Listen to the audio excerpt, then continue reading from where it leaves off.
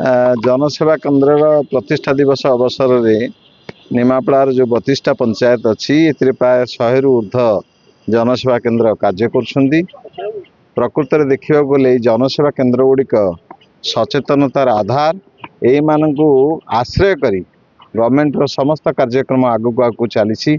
तेणु आजिकल समस्ते ऑनलाइन रे व्यस्त ये जनसेवा केन्द्र से ऑनलाइन सुविधा समस्त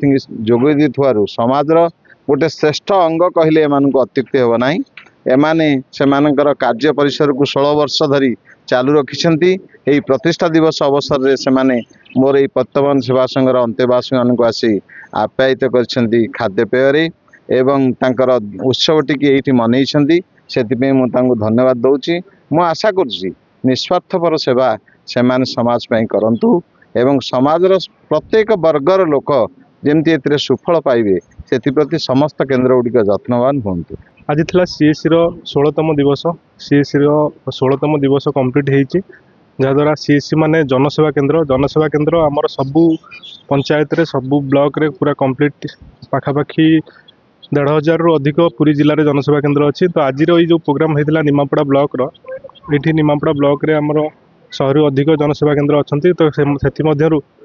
किसी जनसेवा केन्द्र भाई माने भाई भौणी माने मिसिक एक बाइक रैली होता सागर आम जेहेतु गछ लगा कार्यक्रम किसी एवं ये स्कूल रे जो अंध मुखबधिर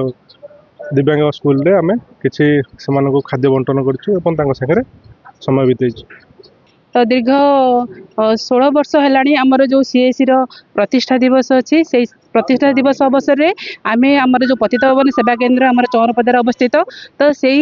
जोटी अच्छा कुनि कुनि पिला माने से माने आमर दिव्यांग पिला माने से मानक सहित आज दिन को मनवाई तो आम समस्त आसी आमर 32टा पंचायत पाखापाखि 100 रु ऊर्ध भिएल से आम पहुँचीचु। आज आम जो पिला मानक सहित केक कटा जो आम कलु पिला मानक सहित केक काटलु ता सहित पिला मानक खाद्य भी बंटन कलु आमर तापर ता सहित आम वृक्षरोपण भी यही स्कूल अनुष्ठान मध्य आम करियछु।